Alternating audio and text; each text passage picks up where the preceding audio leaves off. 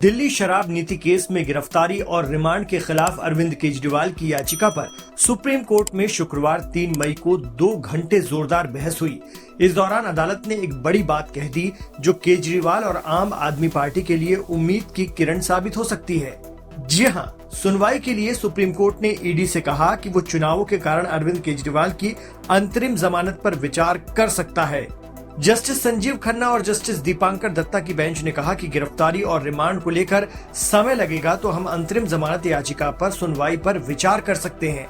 Court ने जांच agency और अरविंद केजरीवाल के वकील को तैयार रहने को कहा। अरविंद केजरीवाल को अंतरिम जमानत पर सुप्रीम कोर्ट अब 7 मई को सुनवाई करेगा। सुप्रीम कोर्ट चुनाव के कारण उनकी अंतरिम जमानत पर विचार करेगा। सुप्रीम कोर्ट ने प्रवर्तन निदेशालय से कहा कि अगली सुनवाई में अंतरिम जमानत की शर्तों को भी बताया जाए। हमें अंतरिम जमानत देने या न देने पर अभी फैसला करना है। सुप्रीम कोर्ट ने कहा कि हम मंगलवार को सुबह 10:30 बजे सुनवाई करेंगे। जस्टिस खन्ना ने सुनवाई के दौरान कहा कि ऐसा लगता है कि हम आज सुनवाई पूरी नहीं कर सकते।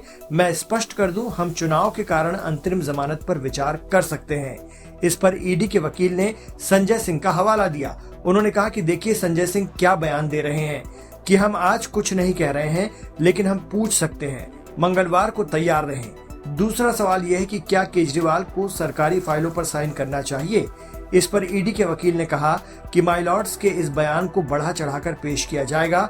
तब जस्टिस खन्ना ने कहा कि खुली अदालत में यही समस्या है। फिर ईडी के वकील ने कहा कि लेकिन अंतरिम राहत से पहले मुझे पूरी तरह से सुना जाना चाहिए। वहीं अरविंद केजरीवाल के वकील सिंघवी ने सोमवार को सुनवाई का अनुरोध किया। इस पर जस्टिस खन्ना ने कहा कि हम किसी भी तरह से टिप्पणी नहीं कर रहे हैं, हम मंगलवार को सुनवाई करेंगे। इससे पहले केजरीवाल के वकील अभिषेक मनु सिंघवी ने कहा कि 16 मार्च तक अरविंद केजरीवाल आरोपी नहीं थे। अचानक इसमें क्या बदलाव हुआ। इस पर जस्टिस संजीव खन्ना ने कहा कि जब तक आपको गिरफ्तार नहीं किया जाता तब तक आप आरोपी नहीं हैं। जवाब में सिंघवी ने कहा कि जिन सबूतों के आधार पर गिरफ्तारी हुई है वे सभी दिसंबर 2023 से पहले के हैं। हर सबूत जुलाई 2023 का ही है। मनीष सिसोदिया के मामले में भी यही सबूत इस्तेमाल किए गए थे। मनी ट्रेल चार्ट भी वही था।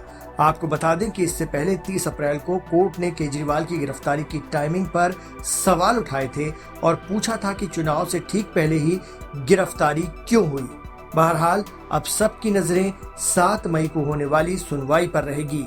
देखना है कि केजरीवाल को अंतरिम जमानत मिलती है या उन्हें अभी लंबा समय कोर्ट में काटना होगा। गौरतलब है कि राउज एवेन्यू कोर्ट से 23 अप्रैल को केजरीवाल की न्यायिक हिरासत 7 मई तक बढ़ा दी गई थी। केजरीवाल तीसरे फेज की वोटिंग के दौरान भी जेल में रहेंगे।